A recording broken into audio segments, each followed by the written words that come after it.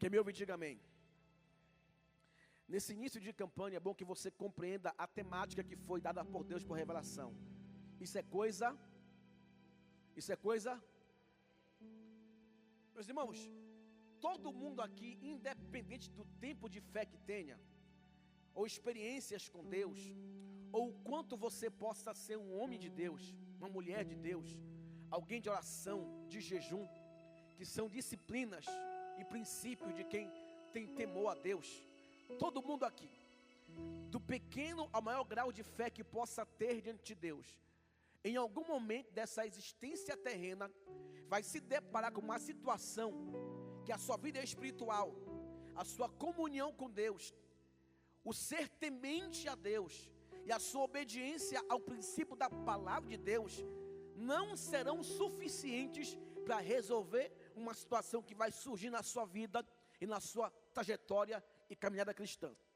Tanto é que Jó era crente, orava pelos seus filhos, tinha uma vida de altar diante de Deus. Mesmo tendo uma vida de santidade, Jó não pôde impedir que a morte na sua casa entrasse, que a doença em si chegasse. Jó não conseguiu impedir que o inimigo tomasse aquilo que com muito suor ele havia conquistado. Haja vista que, por permissão de Deus, lógico, evidente, Satanás tocou no que Jó tinha, no financeiro, no familiar, no conjugal e no pessoal. E se você for olhar a Bíblia, Jó orava, Jó consagrava, Jó colocava no altar a sua vida. E Jó era um pai que zelava pelos filhos, porque ele tinha a preocupação de saber que seus filhos haviam pecado, haviam errado. Então Jó, ele orava por si, sua esposa e seus filhos. E a vida de Jó era uma vida de santidade. Tanto é que Jó era tão reto, que os anciãos, pessoas de idade avançada, queriam ser que nem Jó. Só que Jó, meus irmãos e minhas irmãs, com toda a santidade que ele tinha, oração que ele fazia, sacrifícios, vida no altar, não conseguiu impedir que algumas coisas saíssem do seu controle. Ele perdeu filhos, ele ficou totalmente dado à doença, ele ficou totalmente sem finança. Por quê? Porque Jó um dia se deparou com algo que ele não pôde resolver, mesmo sendo um homem de Deus. Esse texto aqui que você leu comigo, está aqui o discípulo de Jesus. Diga bem alto, discípulo de Jesus. Não ouvi, diga discípulo de Jesus. Quem é, pastor? É um povo que andava com Jesus. Esses mesmos discípulos aqui já haviam curado pessoas, mandado o demônio embora. Então eram pessoas que tinham autoridade. Se você procurar na Bíblia, vai perceber que Jesus, quando chamou os 12, ele deu aos 12 poder e autoridade. Sobre o quê? Demônios, enfermidades, doenças e etc. E já havia acontecido outras vezes do discípulo de Jesus se depararem com demônios e demônio indo embora, enfermidades que foram curadas. Mas teve um dia em que uma criança, um menino endemoniado, não respeitou a ordem dada pelo discípulo de Jesus. Lembrando que discípulos de Jesus tinham autoridade, tinham poder, eles já haviam exercido curas, libertação em outras ocasiões. Só que nesse fato aqui de Mateus 17 era novo, porque havia um demônio que não quis se submeter à autoridade dada por Jesus a eles. Tanto é que tem um pai aqui aflito. Gente, quem aqui é pai, quem aqui é mãe? Quem aqui é pai, quem aqui é mãe? A maior guerra para um pai e uma mãe é saber que o filho é alvo de ataques malignos. Qual é o pai, qual é a mãe que tem paciência de esperar o socorro, tendo o poder de exercer o socorro? Qual é o pai, qual é a mãe que tem estrutura para suportar ver o filho endemoniado, sendo lançado no fogo, na água, vendo o corpo queimando, o corpo sendo totalmente triturado, tocado? Esse pai aqui via o filho ser tomado por demônios e lançado na água e no fogo. Então aquele garoto tinha o corpo todo cheio de cicatrizes, tudo marcado, e esse pai não pôde fazer nada.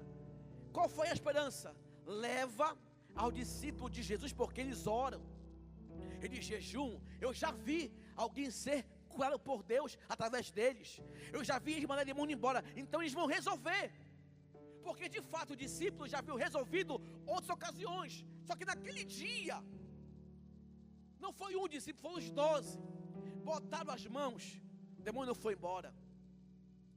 Ministrar a libertação, e não foi liberto. Pensa o pai vendo a cena.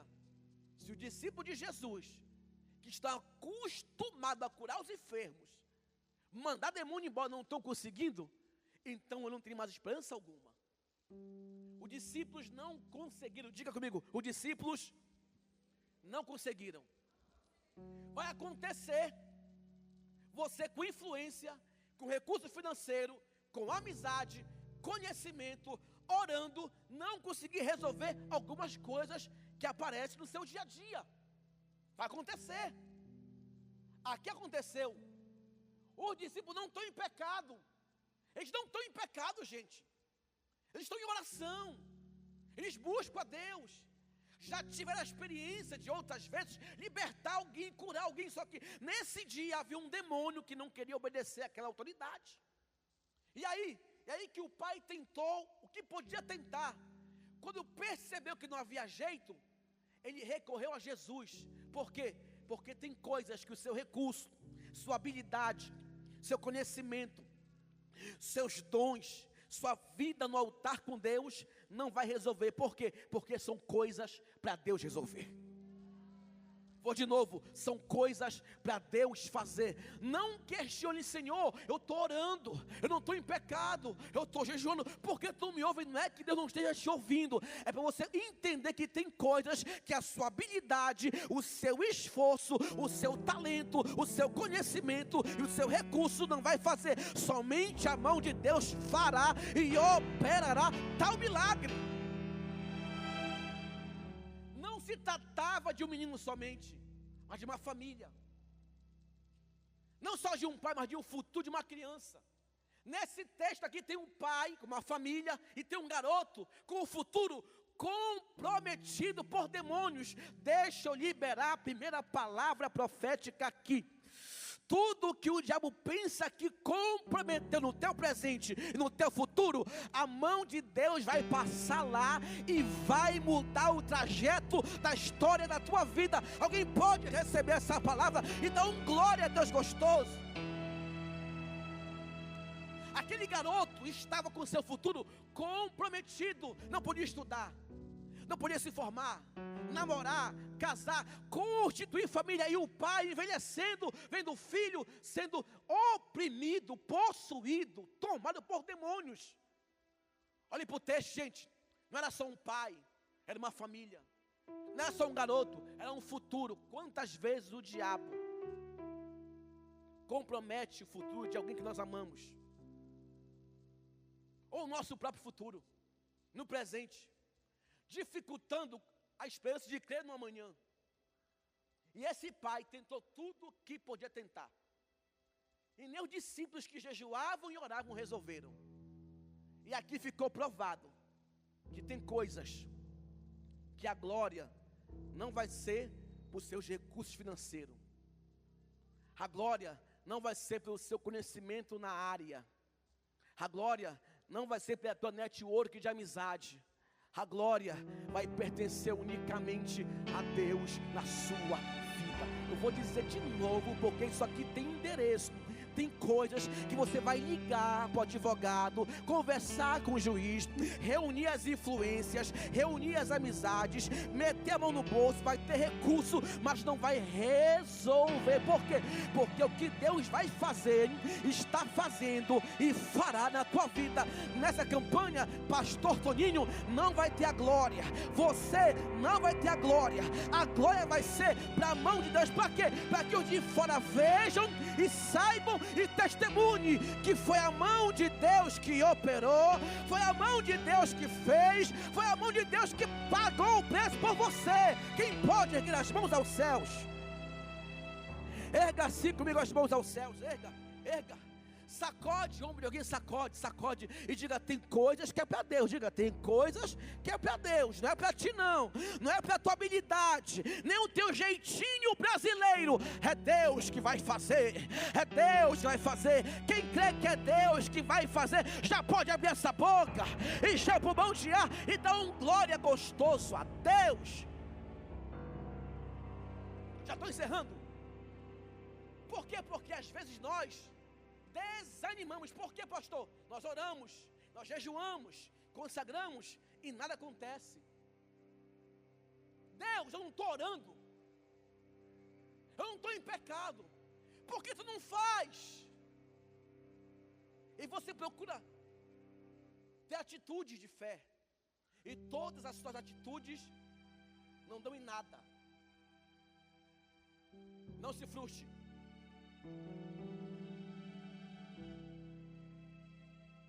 Salmo 41, verso 10. Aquietai-vos e sabeis que eu sou Deus. Serei exaltado entre as nações, serei exaltado sobre a terra. Por quê? Porque é comum Satanás acusar os crentes. Está vendo só? Faz campanha, não falta culto, é fiel, dá dízimos, não peca, vigia 24 horas e nada está funcionando. É comum o diabo acusar. Aí tem gente que não é que nem você, o cara é todo arrebentado, faz besteira, vive num pecado e parece que está dando tudo certo para ele. Para nós que somos de temor de Deus, às vezes parece que é mais difícil. Não é que é mais difícil, é que a proporção do testemunho será maior. Eu preciso curar alguém aqui com essa palavra essa tarde, porque Satanás, ele aproveita essas situações para acusar a gente. Está vendo só? É temente, é fiel. Olha a filha como está, olha os pais como estão, olha o esposo, olha o empreendimento, olha como está a vida. Está orando, está indo para o culto, não falta oração no meio-dia, a quarta-feira profética está direto lá, mas nada está funcionando. Essa voz é do inimigo. Eu venho aqui para te dizer a resposta que você tem que dar para essa voz. Qual, pastor? A mesma que Jó deu: ainda que ele me mate, nele eu esperarei, porque eu sei em quem eu tenho crido, e ele se levantará ao meu favor. Quem acredita, abre essa boca aí e faz vergonha pro diabo. Deus, vou dizer, Deus vai se levantar ao teu favor. Vou de novo, Deus vai se levantar ao teu favor. Só quem crê dá um pulo nessa cadeira e dá um glória. Deus vai se levantar ao teu favor. Mostre comigo. Segura a mão de alguém assim, segura a mão de alguém, segura. Diga assim: não desanima, continua crente. Diga: continua orando, jejuando, vigiando, fiel. Diga: seja fiel, não desanima não, porque daqui a pouco todos vão saber, todos vão ver e vão considerar que a mão do Senhor fez isso. Vou de novo: eles verão, eles saberão e conhecerão que a mão do Senhor fez isso. Irmão, de pé, vamos encerrar. De vez em quando eu escuto aquelas piadinhas. Está gastando a vida na igreja. Não, está errado. Eu estou gastando a vida, não é na igreja, é para a igreja, mas no altar de Deus. Por quê? Porque nada é em vão no Senhor. Tu acha que Deus vai deixar de anotar o teu esforço de estar aqui com fome comigo? Num jejum forçado, meio-dia, porém não está em casa? Não. Bíblia, tem um anjo, está na Bíblia, que ele colhe no ódio nossas lágrimas. Está na Bíblia, de tarde, de manhã e ao meio-dia, eu o invocarei e ele me ouvirá. Eu quero dizer para o diabo e para quem não acredita na tua vitória, que tem coisas que Deus vai fazer e eles verão a mão de Deus sobre a tua vida. Sacode esse crente aí e manda ele abrir a boca e dar glória, porque Deus vai fazer acontecer. Quem crê?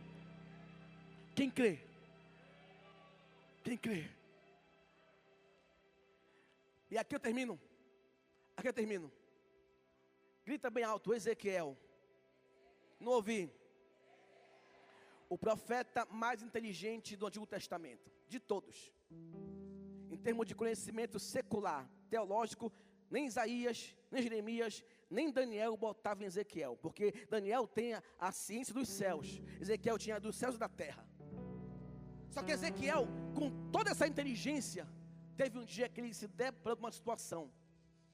Aí Deus perguntou: Ezequiel, pelo teu conhecimento, pelo que você conhece, pela tua habilidade, pela tua network, pelo teu desenvolvimento, poderão reviver esses ossos?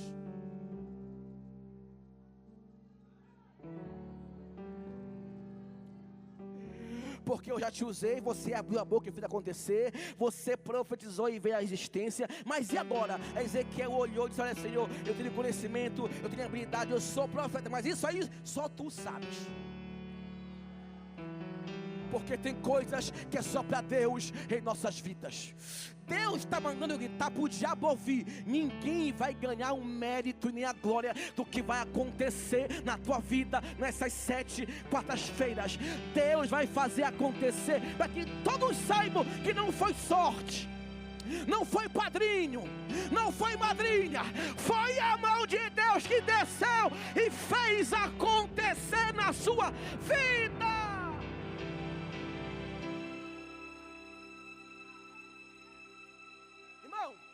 Estou encerrando, de verdade. Quem foi que soprou o vento no vale? Diga: Deus. Quem foi que fez nascer o exército novo? Diga: Deus. Mas quem profetizou foi Ezequiel.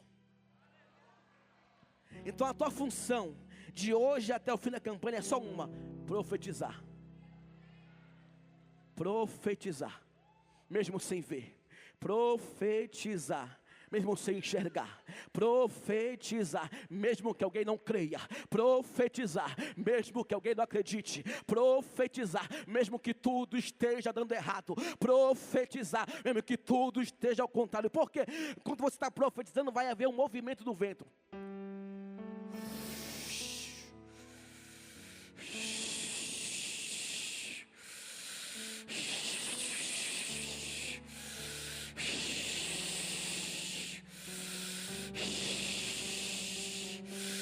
Vem dos 4 ventos, ó Espírito, e assopra sobre esses mortos.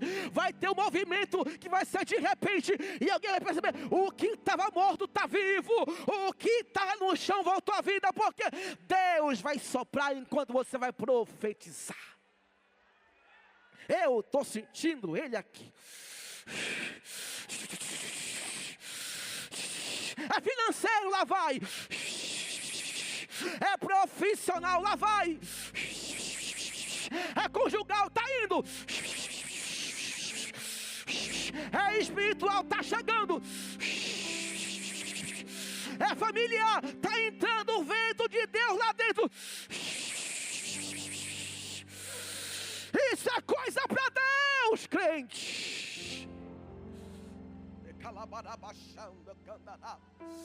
Chora, querido, chora, chora, chora, chora. Está entrando um vento de Deus aonde você precisa essa tarde. Chora. Está entrando um vendaval de Jeová na área que você precisa. Pastor, como o senhor tem convicção que está entrando o vento lá? Foi Jesus que disse: o vento sopra onde quer.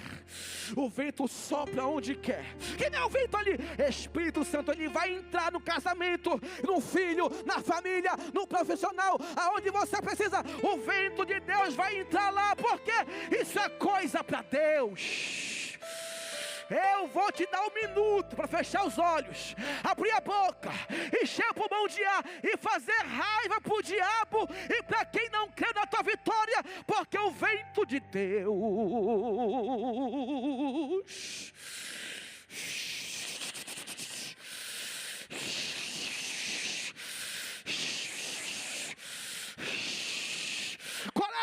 o vento de Deus está chegando aí.